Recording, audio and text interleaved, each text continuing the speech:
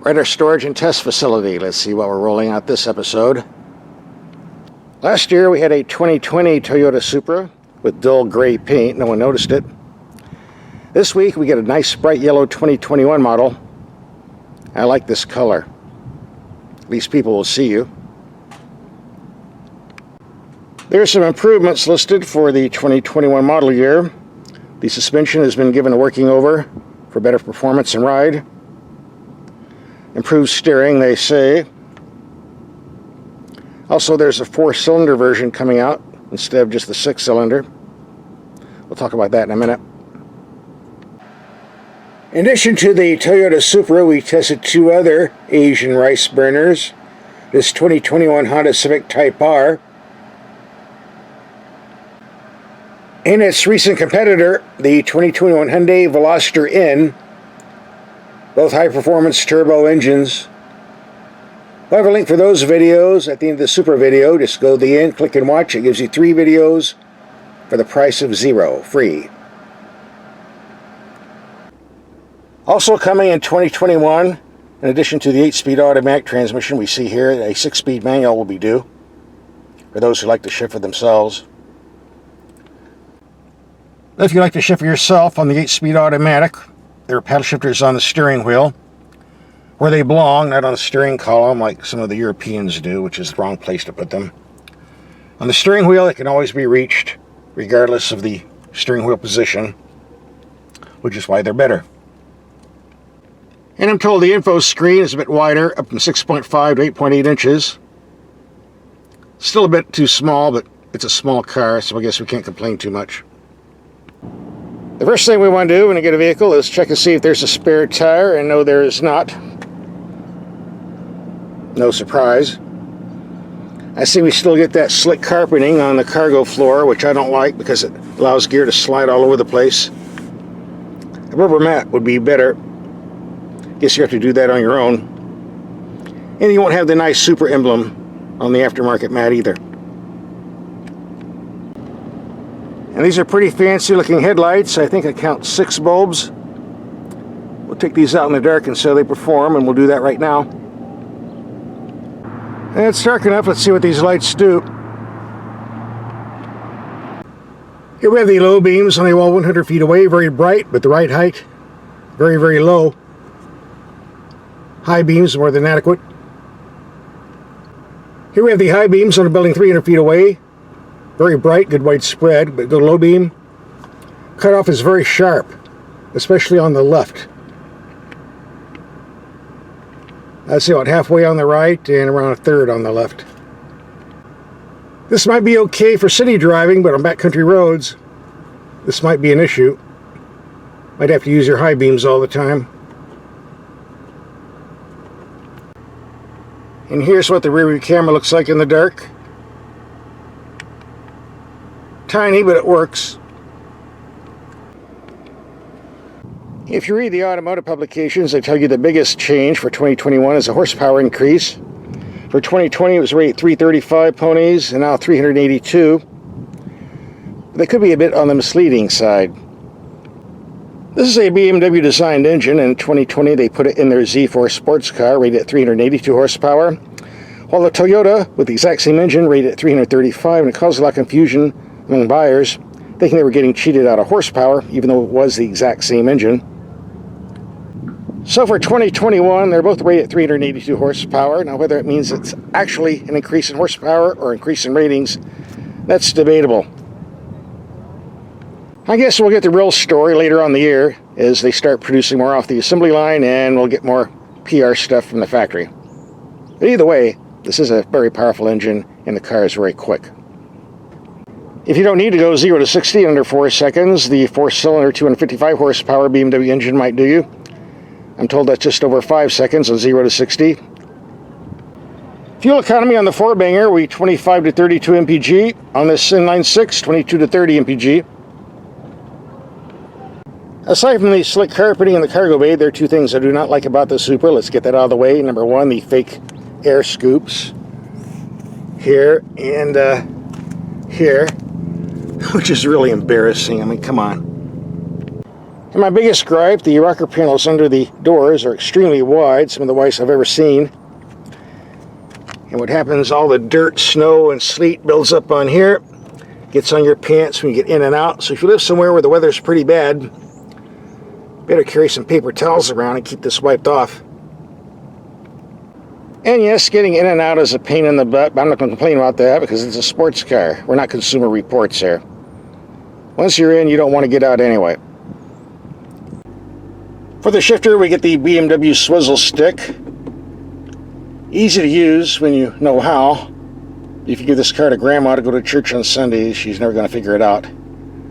Just a German way of complicating things more than they need to be. And over here, the control knob for media, map, and automotive functions, which brings you back for the screen. The glove box is too small. You want to put anything in here, you have to pull the owner's manuals out. Your sport mode button. There are also custom modes for sport and normal driving on the computer system here. If you're wondering about the price tag, 4-cylinder 44 grand, 6-cylinder 52 grand. But this one was a bit more, it was the custom version. A lot more goodies. Plus a lot of stuff we don't need, including that cargo mat carpeting thing in the rear. And there's the total fee. Even though this is Toyota on the outside, most of the mechanicals are from the BMW Z4 sports car, and that is a convertible and starts around $65,000. So if you go the Toyota route, you're saving yourself some money here. Unlike other phony YouTube car testers that spend most of the time on the video just showing you things and then take it out for a little 5-minute spin, we do real driving here, a whole week's worth. We're going to try to rack up around 600 miles if we can. So let's start right now. As we do in all our videos, we're going to take some mild speed humps around 20 miles per hour, see how the suspension performs on impact, and we do have it in the normal setting, not sport. Here comes bump number 1. Pretty smooth. A lot smoother than last year's Supra. Number 2.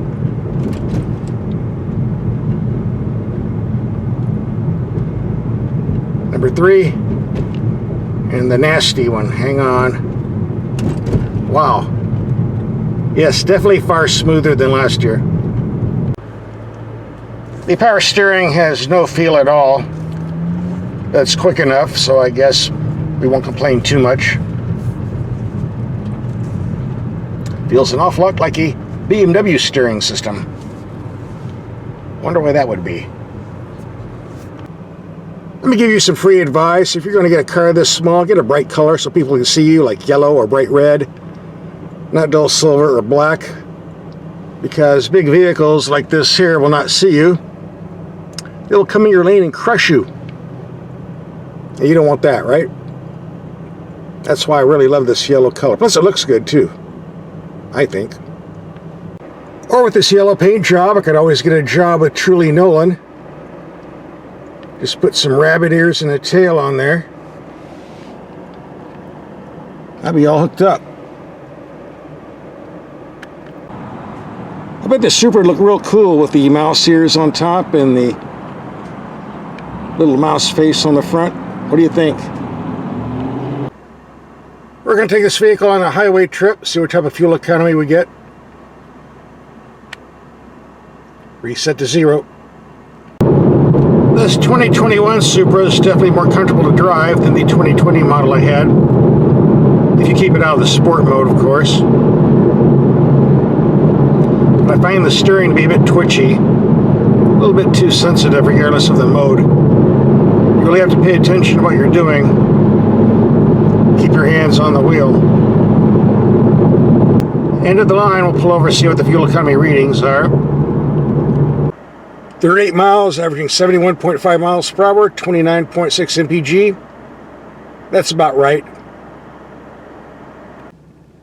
I stated earlier the low beam headlights might not be suitable for backcountry roads, and here's an example right here. Notice how the lights disappear in the dip. I have no idea what's on top unless I put the high beams on.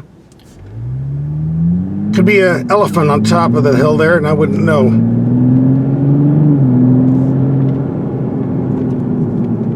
Here's an even bigger example. I can't see squat. I don't like these low beams. I wonder if the low beam lights can be adjusted separately from the high beams. I would certainly hope so. This vehicle does an excellent job of hugging the road, as it should, since it has BMW DNA. That's whether it's the normal mode or sport modes.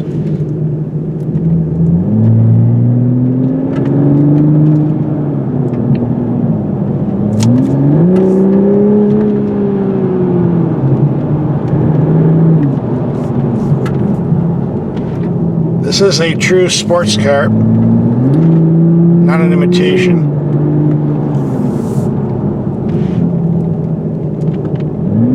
Nice brakes too.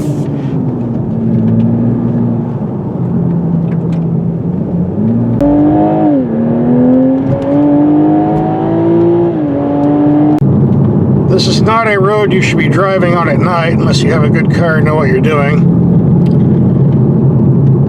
The road racers come out here around 2 in the morning and do their speed contest and go right over the edge. Happens all the time. But not with me.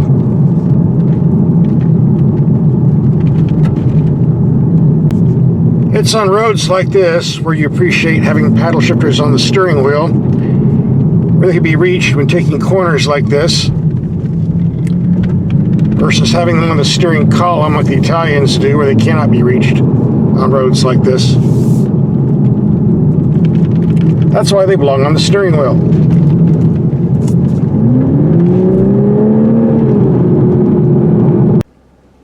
Doggone it, the bar's closed again. By the way, in addition to a sport button located behind the transmission shifter, you have a custom mode on the screen here.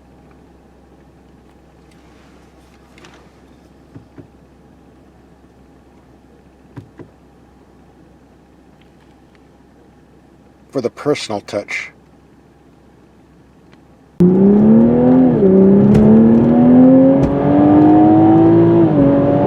These are excellent brakes. No matter how hard you run them and how long, they never fade. The brake system on the 4-cylinder Supras coming out are not as strong as those found on the 6-cylinder, but then again, you won't be going as quick with the 4-cylinder anyway. Let's do a 0 to 60 run, shall we?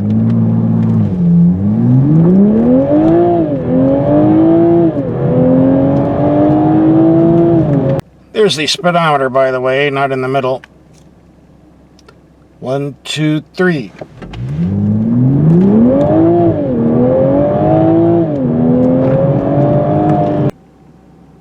I don't have my stopwatch, but the claimed 0 to 60 time is either 3.9 seconds or 3.7 seconds, depending on what literature you read. So get your stopwatch and click it and see what the time was. Back to daytime driving, one little complaint I have is the amount of glare that reflects off the gauge cluster and the info screen, plus the brightness level just isn't good enough for me, even though I have it turned up all the way. You need a good set of eyes. These things should be banned from the road. Good thing we got good passing power.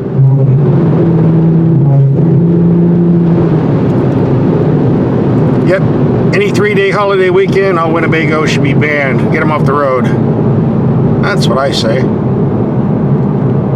It's hard to see the gauge cluster with all the sun glare, but let's do a 0 to 60 run. Get your stopwatch.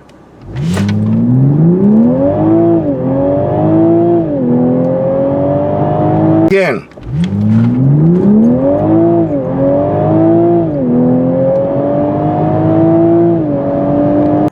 If you watch my videos, you know what's coming up next. We got to say hi to Freddy the Frog. Where is he? There he is.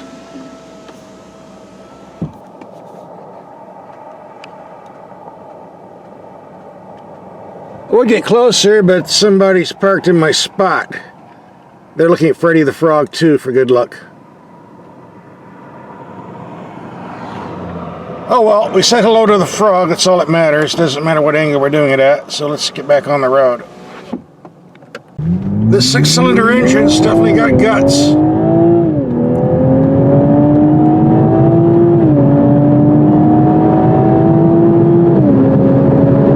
Go baby, go! As much as I like the 6-cylinder engine myself, I think for the average driver, it's probably going to be too much power, and I think the 4-cylinder is going to be a great seller. It's pretty brisk as well, but without all the raw horsepower. And substantially cheaper to buy as well. I'll be getting one soon, so subscribe so you won't miss that video.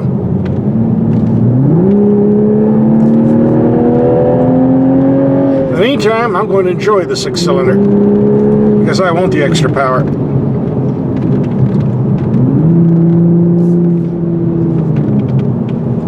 This is really a nice car. If you're in a hurry.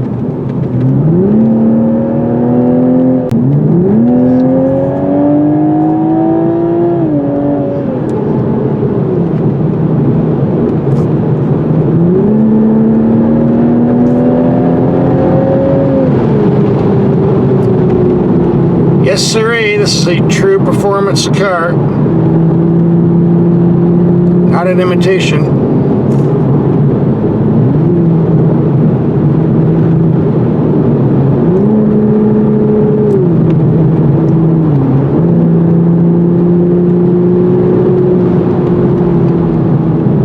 If you watch my videos, you know this is called Dead Man's Road. No guardrails. Steep upgrades, downgrades, people fly off the road all the time if they don't know what they're doing, but with a car like this and a good driver like me, won't be a problem. It's a great road to test out a sports car.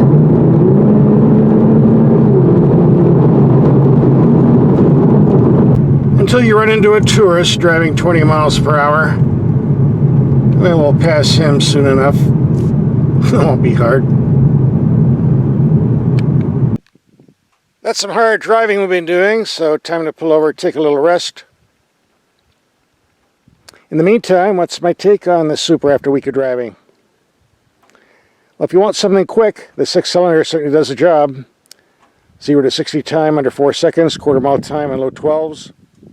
Compared to the Ford Mustang GT, the Dodge Challenger SRT, and the Chevy Camaro SS, all three had V8 engines around 470 horsepower. This is definitely quicker than all three. We've also got 3 Dodge Hellcats in the warehouse this week. I've driven 2 of them, and no, this will not beat a Hellcat, but it comes pretty close, actually. If you don't have the need to be as quick as a bat out of hell, I'm sure the little 4-cylinder Supra will be just fine. I have one coming in about 6 weeks. Guess we'll find out. As far as value, we're getting a $70,000 BMW for around $56,000. We're saving around $14,000. I'd say that's a pretty good deal. And I think the Supra version is better looking than the BMW myself. At least with this yellow paint, which got attention everywhere. The silver Supra I got didn't get any attention at all, so color does matter. Coming up, video links to other Asian rice burners we tested with a lot of guts under the hood. Click and watch.